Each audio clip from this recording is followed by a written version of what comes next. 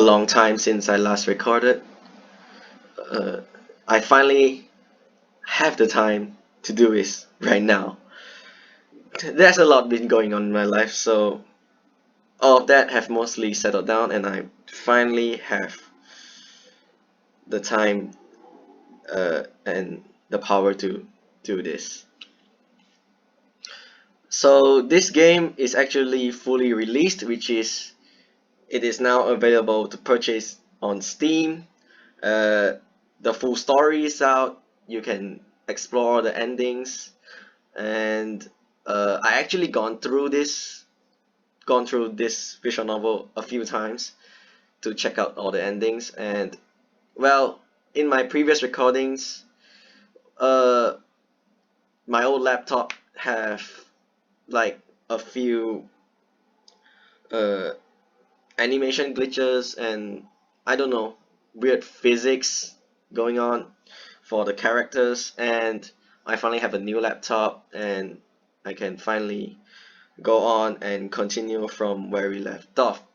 And on a side note, Pixel Fate, which is the company that made this visual novel, has also been doing another visual novel called Ethereal Enigma, which I probably would do another recording while continuing this visual novel, or if I or I might record that after I finish this visual novel. But hopefully, to keep up with the times, I will try to do this recording session while I'll start on with the newest visual novel that Pixel Fate is working on right now. So for now, I'll just continue with Crystalline, which I should have done a long time ago, but as I said, there's a lot been going on, and I finally found the time to do this. Okay, so I'll just continue from where we left off then. Zack and I awaken at dawn and suddenly go about preparing for the day. As I grab a few items off my bed, I look over at Zack, who is fiddling with his gun. That guy sure gives his discharger a lot of attention. Morning. He glances up and nods. I'm heading down. Meet me there when you're ready. Sure. Zack shoulders his pack and leaves. This is probably the quietest morning I've had so far. It's a little strange. I packed up the last of my things and followed Zack downstairs, where I find him waiting alone. Where are Leanna and Amelia? He shrugs. Still getting ready, I guess. Okay. That's unusual. Leanna, well, sorry about that. It's been a while since I played this game. I think I forgot how to pronounce these characters' names correctly. Leanna is generally the first one up. We wait a couple more minutes before the girls finally show up, carrying the pungo with them. Amelia smiles widely at the pungo, who grins back. Those two seems to be in a good mood. Leanna, on the other hand, looks exhausted. So I kinda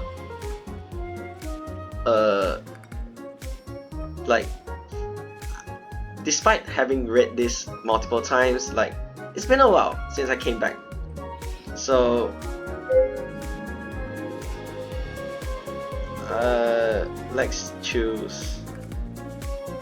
let's try to be, what were they doing last night? Hey, Leanna. She masked a yawn. Morning. Jeez, what happened last night? You look exhausted. Leanna glances at Amelia and the pungo, then blushes. As per our last conversation, there was science to be done. Right! Science. Boy, boy! Zack looks just as bewildered as I do. I think I might be better off not knowing. Which is, for our young viewers' sake, yeah. And, well, despite most of us really want to know. Okay then. We should move on so we don't lose any daylight. Zack looks over at Amelia, who rummages through her bag. Eventually, she pulls out a map. I glance at the carefully detailed mountains and rivers. Suddenly, I'm missing my GPS. We will proceed eastward, through the forest adjacent to Bazada. From there, we will travel northbound towards the Sonoa Mountains. Her finger scrolls across the different locations. Assuming there are no divergences in the course, we should arrive in Embermyst by midday. Any inquiries? Amelia folds the map and glances at the rest of us. We all look at each other. Then let us begin our journey. She leads the way out of the inn and through the streets of Bazada. Even this early in the morning, the marketplace is still bustling with people. Carefully traversing the streets and alleys, the crowd begins to thin as we reach the city borders. Amelia consults her map, then continues out of the city. Without the high cover of the stalls, Without the high cover of the stalls, I blink at the clear blue skies. In the distance, I can see the dark leafy cover of trees. That must be where we're going. Once we reach the forest, I'm surprised by how much shade the leaves provide. The branches are strong and the leaves are thick, exposing pockets of sunshine. Something's wrong with my reading recently, these days. Okay, it's been a while, so I apologize that my voice is a little stuttered. Yeah, it's been a long time. English is not my... Well, despite we speak English from where I came from, it's not my strongest language. It's not my first language, and it's not my national language. Anyway, Amelia keeps the map on hand as there are no trails. Aside from a few other stragglers exploring the woods, I can hear the scurry of woodland animals. With so much cover and so few people, this would be the perfect opportunity for a bandit ambush. I look towards Zack and Leanna, who both seem unconcerned. I suppose it wouldn't make sense for bandits to hide out in the forest, which is mostly devoid of people. We aren't carrying any cargo either, so there's even less of a reason for that. There's even less of a reason to attack us. The deeper we travel into the woods, the thicker the canopy of leaves become, nearly blocking out all the sunlight. All the other people have long gone, and even the rustle of bushes have become quiet. The pungo nestles even deeper into Amelia's arms. Leanna shivers and wraps her arms around herself in a hug. So, where this game is going with is, we have to be, well, it's kind of pushing us towards to have a romantic relationship with Leanna. On my multiple runs on this game, like, there's no way for us to have any other endings besides Leanna. So which means that we have to choose the best option for us to get the perfect ending, which I'm trying right now based on my memories. So in this option, the most obvious one, check on her. You okay? She seems startled and drops her arms, trying to act normal. I'm fine.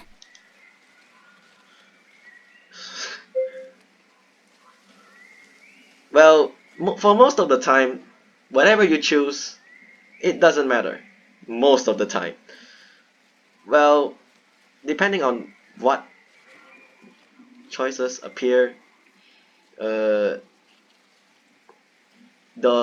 only the more serious ones would actually affect what ending we're gonna get. So right here I'm trying to get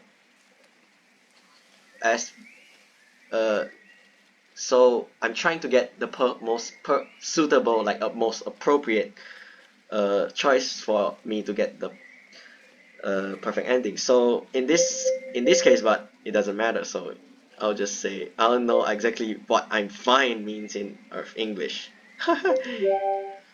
Where I come from, when a girl uses those two words together, it means she is not fine. Leanna blinks, then lets out a small laugh. It's nothing really.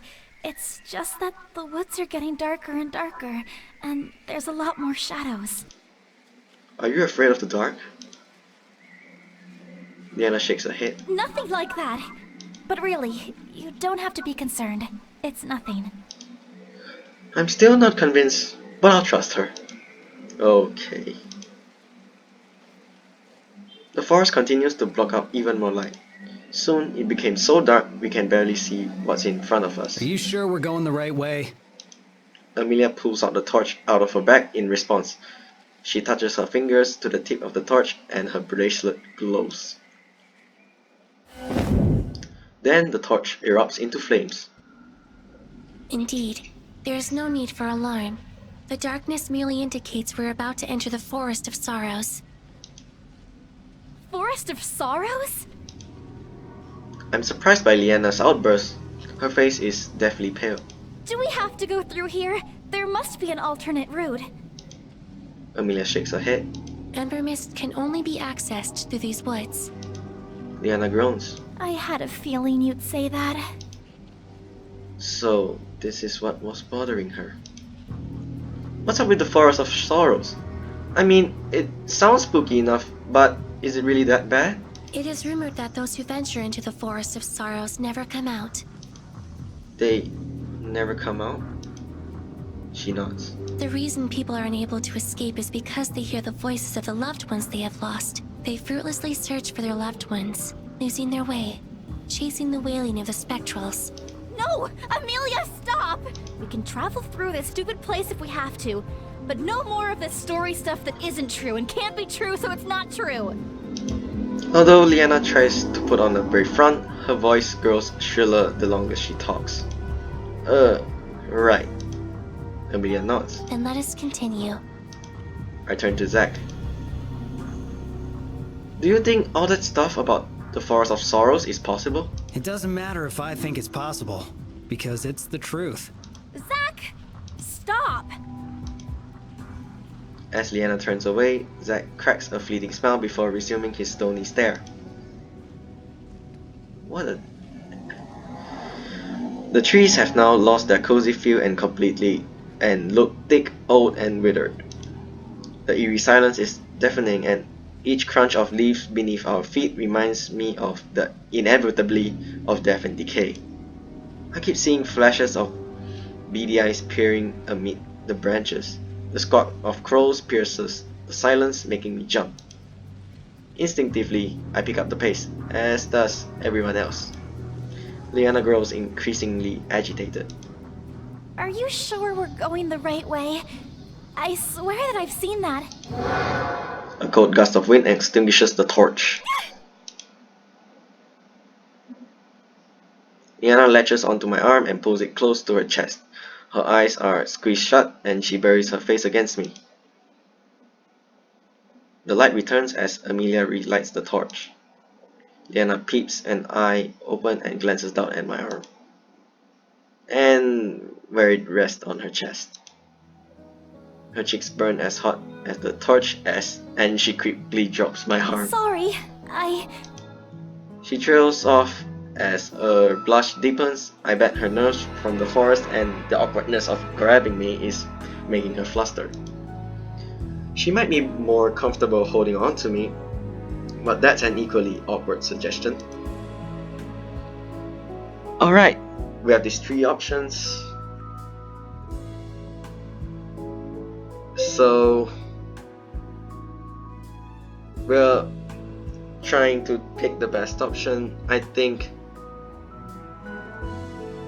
well, for as normally if you go on in what universe, if you choose the first option, that she would like actually accept it back. Like, come on.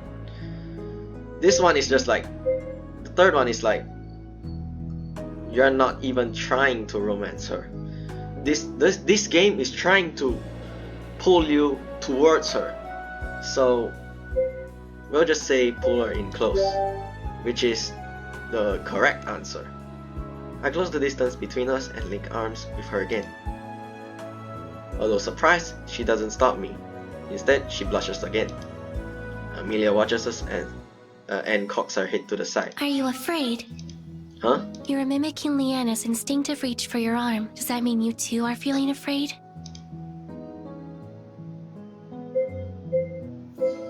Okay, the first two are basically you being a jerk.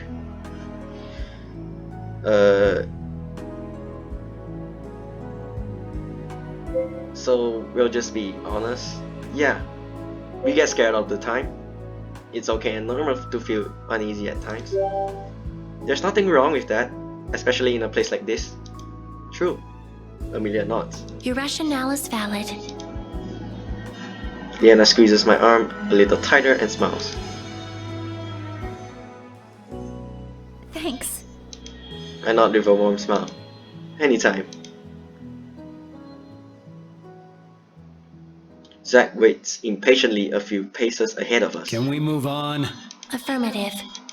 We all hurry to catch up with Zack and continue through the forest. No wonder people get lost.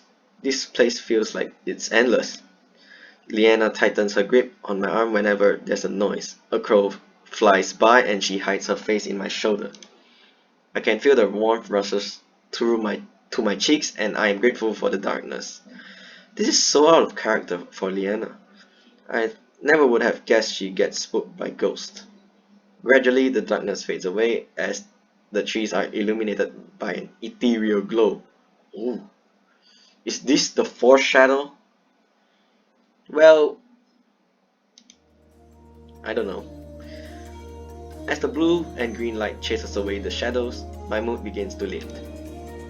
The trees still look ancient, but full of wisdom and secrets instead of bad omens. The Pongo squirms wildly in Amelia's arms. He wiggles free and hops around in glee. As he hops, he opens his mouth wide but loses his balance and blinks as he falls on his head. After a few more confused seconds, he shakes himself and tries again. There must be a lot of magic in here. We have made it through the Forest of Sorrows. Leanna sighs in relief. Finally. She blushes and as she lets go of me. So Embermyst is close. A natural concentration of crystal energy would indicate we are on the correct path. Ah, the crystals must be what the blue and green glow is from. What do you mean, on the correct path? Haven't you traveled here before? Amelia shakes her head. No, this is my first journey. You mean you had us travel through the Forest of Sorrows without knowing for sure that it would lead us to Embermyst? That is correct. Leanna gapes at Amelia. Well, we did make it through. And if we do reach Embermyst, then she would have delivered on her promise. Well, if you do not, things would have gone pretty bad. Zack nods at Amelia, who looks curiously at him. While deep in thought, it looks like she's reworking on a previous analysis of him. Then she nods back. Leanna opens her mouth to argue, but stops. I suppose it doesn't matter now that we're almost there. On that conclusion, let us continue.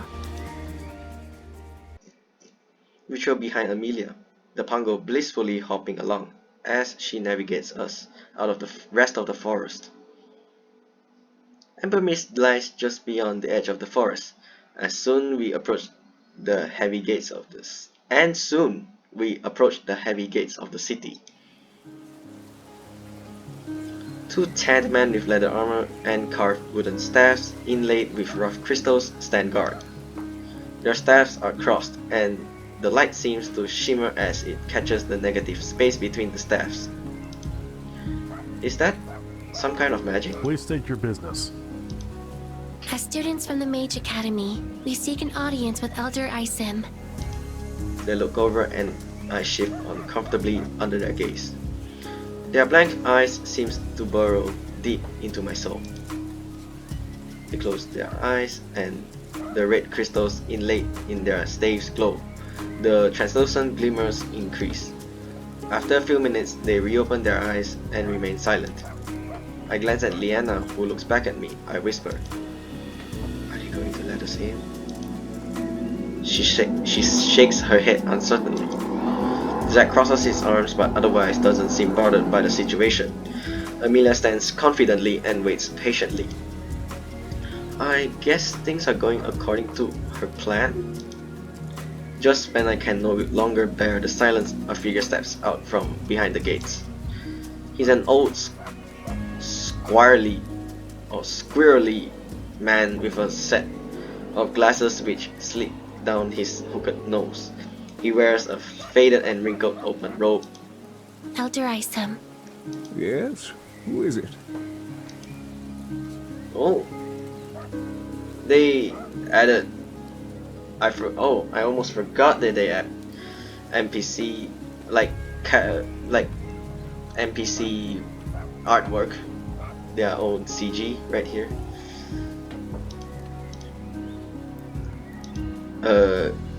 I think something's. I am Amelia Stahl from the Mage Academy, and these are my associates. The Mage Academy, you say? He adjusts the glasses on his nose and peers at Amelia. Yes. Yes. One by one, he peers at the rest of us. He barely glances at Zack, but looks at Leanna with interest when he recognizes her guild emblem. Finally, his gaze lingers on me, almost as if he's trying to place me but can't. Well, come on in then. No point in standing around. The guards break away as he beckons us in and the translucent shimmers disappear. After we pass through the gates, I look right back before the gates close and see the guards resume their original position. Elder Isam shuffles along the dirt path and leads us through the quaint village. The villagers tend to wear plain, loose-fitting tunics. Aside from the guards, most people don't carry weapons, although many of them do wear simple bracelets embedded with crystals. We soon arrive at a strangely architecturally stable clay hut. As we enter, I covertly touch the walls. It reminds me of unglazed ceramic tiles. We settle down on white cushions on the floor. How were you able to find this place? Through you. Eh? Amelia pulls out a warm tomb where she has been keeping that where has she been keeping that this whole time? My old research. I thought I'd lost this. Well, you only wear a small pouch, so yeah, it makes sense where you keep that tomb anywhere. As Elder Isam carefully turns the pages of the tomb, Leanna clears her throat. We were told you can help us. By whom? Professor Xavier. Elder Isam lets out a loud laugh. Xavier is a professor now. Good for him. I've been out of touch with Haven Guard and Lumia for many years. I'm not sure how I can help. Leanna fills him on all that's happened so far, beginning with the spike energy readings and ending with Professor Xavier's advice. She keeps the story simple and straight to the point, carefully eliminating the fact that I'm not from this world. Elder Isam listens thoughtfully, but grows more excited the longer Leanna talks. The temporal rifts. It's been so long since I really researched them. I'm afraid I've been rather distracted. Still, someone is here hoping to discuss these theories, and I'm more than happy to talk about them. He claps his hand excitedly. Where should we start? As I'm about to answer, a deep rumble beneath the earth stops me. What was that? Oh, just the volcano. Nothing to worry about. Oh my, that's what they said about Pompeii. Rip us, I trust you. Wait, what did he? Nothing to worry about? Well, there are some active volcanoes, sleeping volcanoes, and, well, dead volcanoes. We'll just trust him. Okay. Elder Isam's demeanor remained relaxed. If something bad were to happen, he wouldn't be acting this way, right? I exchanged glances with the rest of my group. Leanna looked perturbed, while Amelia and Zack both stay on alert. At least, I'm not the only one who's uneasy. There's no need to look so concerned. The volcano will not erupt. This is the first sign of activity it has shown in thousands of years. Wait, isn't that should be more concerning since it is the first sign of activity? Yeah, that's what I just said. Perhaps if it were any other volcano, but this particular volcano is in the domain of the fire elemental who protects us all. This fire elemental of which you speak, are you referencing the ancients? Precisely. Zack crosses his arms. The ancients are only a story. Who are the ancients? They are the elements of Asaria. The magic which we have learned to manipulate are the gifts left behind from the ancients. That's how the legend goes. You are mistaken. They are not a legend. Leanna looks uncertain while Zack scowls. You still believe in those stories? I believe in the research. An Elder Ism has accumulated plenty of it. Then where have the elementals been all this time? We all return our focus to the Elder. I suppose I do have a few theories on that as well. But the elements are a lot trickier than temporal rifts. The story of the ancients is so old it predates our understanding of crystals and spheres. That's why most societies have forgotten about them and brushed them off as a legend. The people in this village, though, have not forgotten. When I arrived, I was purely focused on finding the fire temple for research purposes. But the longer I stayed, the more my focus strayed from the temporal rifts to the ancients themselves. If you believe that the cause of those random energy spikes are the result of temporal rifts, perhaps that is the link to the return of the elementals to Asaria. So, what does that mean exactly? He shakes his head. It's hard to say. We don't know why they left in the first place. My guess is that something was keeping them occupied in the spirit world. Perhaps whatever that is was set free by the rifts. Amelia hangs on to Elder Isim's every word. Leanna absent-mindedly fiddles with her manipulator, deep in thought. Only Zack seems skeptical of this conversation. This sounds really complicated and not something that can be solved in a few hours. We need to get back on track. How do I get home? To get back to the original topic on hand, Elder Isim nods. The temporal rifts, yes. How would one go about creating a rift?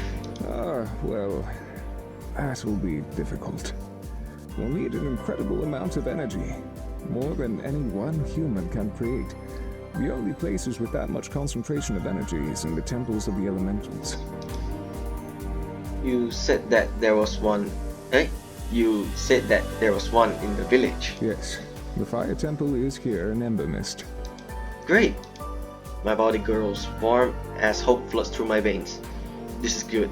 I finally have a way home. To be more precise, it's on the outskirts of the village, built on the side of the volcano, but it's not a far walk. Then that's where we need to go.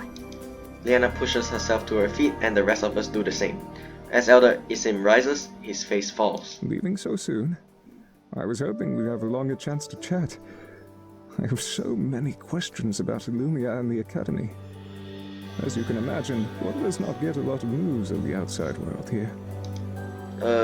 Perhaps upon our return. Yes, of course. Well, you best be on your way then. Elder Isam, it was truly an honor to meet you. Amelia's cheeks flush as Elder Isim grins. She must really respect him. In that moment, I just realized how small and dainty she looks. I sometimes forget how young she is compared to the rest of us. We all say our goodbyes and then exit the hut. Once outside, we scan the horizon, trying to orient ourselves towards the volcano. Excuse me. Okay. I whirl around and come face to face with a woman wearing just enough fabric to cover her essentials and nothing more. Her long brown hair is tied up in a ponytail which falls down her neck and frames her very ample chest. The plot thickens. Well, it doesn't matter what we choose, so I'll choose what normal human, what unhealthy adolescent male would think. Don't look at the boobs. Oh, hello. I fight the urge to look away where my eyes are drawn to keep them firmly planted on her face. A smile twitches at her lips, almost as if she can sense my struggle. She shifts the weight, which inevitably causes a jiggle, which of course I don't notice. Hello. She grins slightly. Who are you? Zack steps in front of Amelia, who frowns and steps away. I guess he's taking this bodyguarding business really seriously. It's been a while, so I actually forgot that how we actually came upon as a group to this village and whatnot. And well, that's how Zack joins us. We hired him as a bodyguard for Amelia, apparently. Leanna holds herself stiffly, ready to move if necessary. The woman salutes. Car Noir, treasure hunter extraordinaire. Zack narrows his eyes. What do you want with us? Well, I couldn't help but overhear that you're interested in the fire temple. How did you hear us when we were inside? She taps her nose knowingly. I have very sensitive hearing. I fail to understand how our interests are of relevance to you. I was just getting to that. You see, I've come to offer an extension of friendship. Both Leanna and Zack raise an eyebrow. Or Sorry, at least what? an extension of mutual benefit.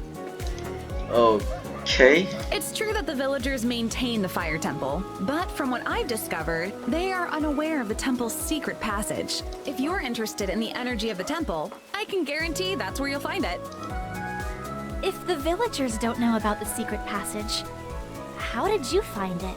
It's all a part of the treasure hunting gig. You have to be looking for it to find it.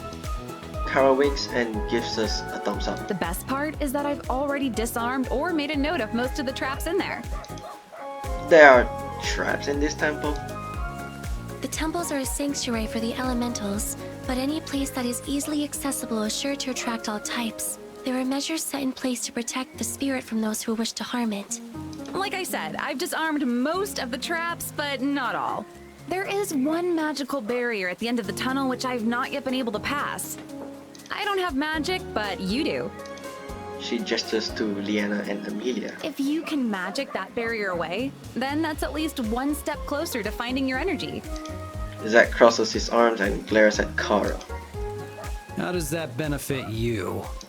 She grins. All I'm interested in are the artifacts and relics. From the sounds of it, you guys are more interested in something else, hence mutually beneficial. So what do you think? I look at the rest of my group. Wordlessly, we huddle closer together and whisper.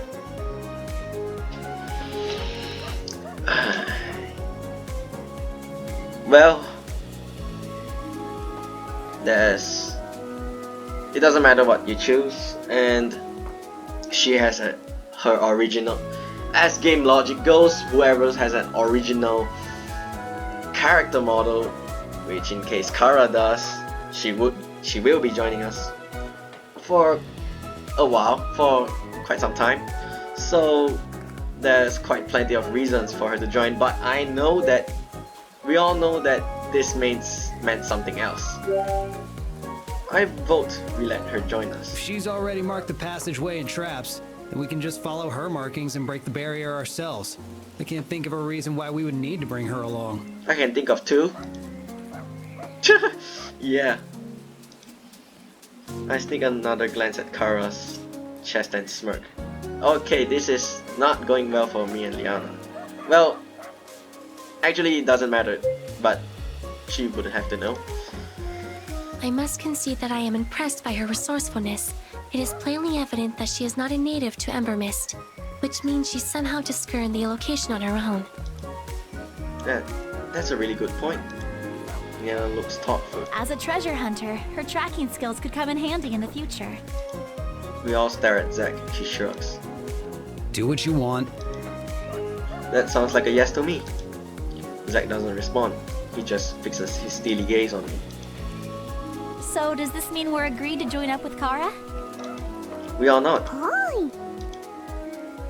The Pongo sits in the middle of our circle and blinks happily. Where did you even go when you're in hiding? Boy, boy. Let's go tell Kara. We all turn around and Kara stands right behind Leanna, her face only inches away. Leanna lets out a startled gasp. Jeez, what is she, some kind of ninja? Kara rubs her hands excitedly. All right, this will be fun. Wait, we didn't give you our answer yet. Oh, sorry. She steps back and gestures for Leanna to continue. Leanna speaks awkwardly. I guess she feels a little silly saying what Kara-sama already knows. Well, we decided to take you up on your offer. Kara nods. Excellent. Since we're going to be working together, first things first. You all know my name, but I don't know yours. I'm Leanna. Mage-Knight from the guild? She nods. I am Amelia Estelle. I'm Mage-Caster from the Mage Academy. Kara A blinks. student to become a Mage-Caster? But you look just like a teenager. Amelia cocks her head to the side. It is natural that my physical appearance will represent my age. She looks at Amelia with respect. That is pretty impressive. Who's next? She looks at Zack. Zack. She chuckles. Very clearly a mercenary. And I'm Javelin. Well. Her green eyes study me, and although she's very clearly examining me, I don't feel uncomfortable under her stare. Now that that's out of the way, Boy, boy. Kara steps back and views the pongo by my feet. you have a bongo! How cute! She reaches down and pats him on the head. He beams at her touch. And what's your name? Boy. She glances at the rest of us, but none of us make a move to answer. Oh, is he not a part of your group? He is. Sort of. And you haven't named him yet? Leanna and I shuffle uncomfortably. Zack remains unchanged while Amelia frowns. A pongo is a wild creature. Kara straightens and pats Amelia on the head, much to her dismay. If you say so. Okay, are we ready to get going? We murmur our assent, and then Kara leads us out of the city. As we walk, another ominous rumble sends butterflies to my stomach. I can't shake off the feeling that we are literally walking into a fire. I glance at the others who seem unfazed. I guess it's just me. Pushing my insecurities down, I suddenly follow the group towards the temple. Just as Elder Isim noted, the temple is a short walk out of the village on a well-worn dirt path. The road is mostly empty, with only one or two travelers coming back towards the village. The temple is an open structure with a roaring fire in the middle of a grand hall. High columns with frames carved into them hold up the building. Adorning the stone walls are beautiful tiled mosaics. I think that's what it's pronounced. There's one wall with some strange symbols scratched on them. They are very faded, and I have to squint to make out of it. From what I can make out, 4 symbols surround a darkness in a square, with a line of fire enclosing the perimeter, trapping the darkness in the center. I wonder what this is. Amelia glances over, then peers at the carving. Those symbols represent each of the magical elements. She points to each one. There is fire, water, earth, and wind. Then everything goes horribly wrong when the Fire Nation Then she points to the center. And that is shadow. Wait, did I? Yeah, it's a typo. I've never considered shadow an element before. If you include light, then shadow would make sense. It is one of the elemental magics. Kara, Zack, and Leanna have already moved on, so the rest of us hustle to catch up. Besides us, the only other people in the temple are the monks who care for it. They are dressed in woven red robes in the same open and loose style as the villagers from Embermyst. Quietly, they shuffle back and forth, sweeping the floor or relighting any of the smaller fires which have burned low. The Pungo looks around in wonder and reverence. At the sight of the giant flame, he squeaks and hops onto me, claiming his spot on my shoulder. Karo bows briefly before the large flame and then leads us to the back of the chamber and stops in front of an empty wall. We're here! Zack sighs. So, of course, logically, there should be a secret passage. Why else would she lead us here? Kara might be a little out there, but I don't get the impression that she's stupid. There must be more to the wall than first meets the eye. Is there a mechanism hidden somewhere which triggers a doorway? Kara's eyes glitter. Bingo! With her gaze fixed on us, Kara pushes on a brick and a segment of the wall pushes in and swings open. She waves at the opening with a flourish. Ta-da! How did you know which brick to push in? It usually depends, but in this case, there's one brick that sticks out slightly more than the others. If you aren't looking for it, you won't see it. She heads through the opening and pushes the wall closed behind us. Then she leads us down a winding stone stairway which ends at the beginning of a narrow passage.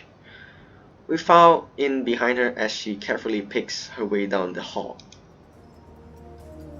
It's a very plain stone hallway with wall scones lighting the way.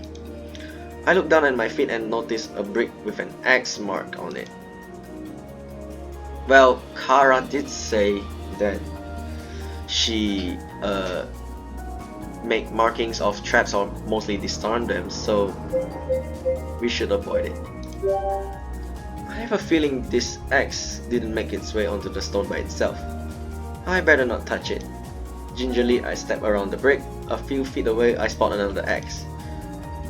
Is anyone seeing these random X's? Kara glances back. I should hope so. I left those there so as not to set off the same traps again. Makes sense. We resume walking. The deeper we travel, the more X's I notice. Wow, there are a lot of traps in here. Zack pauses in front of a corridor where the walls are covered in X's. Why are there so many X's on this wall? Kara looks down the same passageway. Oh, it's a two-part trap. She points to a stone on the ground with the same X marking. Basically, if you step on the ground stone, it triggers thick bars to shoot out from all the X's in the wall and block the path. That doesn't sound too bad. Only if you know how to limbo. The bars have something keeping them hot and will burn you if you touch it. Okay, that sounds worse. And you were able to cross that? Kara winks. I am very limber. I expected Zack to brush off her comment like he brushed off every other girl, but he actually looks impressed. Amiya looks between Zack and Kara. Based on the dilation of Zack's pupils, it appears that Kara's flexibility is attractive to him. Zack is taken aback. I was just thinking that it's a useful skill set to have. Kara has a mischievous glint in her eyes. Useful skill set to have. In what context? Zack For frowns. scouting and navigating. You've done a thorough job mapping this place out and marking the traps. Oh, I think he forgot something else that should be included, but oh well. Leanna looks amused. Zack, was that a compliment? He glares at Leanna. No, an observation. Kara smiles playfully. Then thank you for the observation. Zack falls into silence before turning away. I think that's the most I've ever heard him talk in 30-second span. We continue through the tunnels. Eventually, she stops in front of another well of fire in the middle of the The hall. barrier's here. She gestures at the swirling metallic wall behind the well. The way that it glitters as it wisps and curls almost looks like a fire. Leanna and Amelia step closer and inch their hands in front of them before gingerly touching the barrier. It's surprisingly solid for something that looks so gaseous. Maybe there's some wind magic interwoven with whatever other magic is here. The Pongo hops forward with stars in his eyes. Hi. He dashes straight for the barrier. Pongo, wait! I stretch out my arms and race after him. Pongo, no! Instead of running into a wall, the Pongo passes straight through and out of sight. How did he got through? Stay calm. Why cruel? It doesn't matter, so I let's try to be like the dramatic one and choose why cruel world. Pongo! I land heavily against the barrier. Did he make it to the other side, or was he burned alive by this weird magic twisty flame-like thing? My legs grow weak at the thought, and I slide down the barrier. Well, I'm not going to. Oh, I'll try.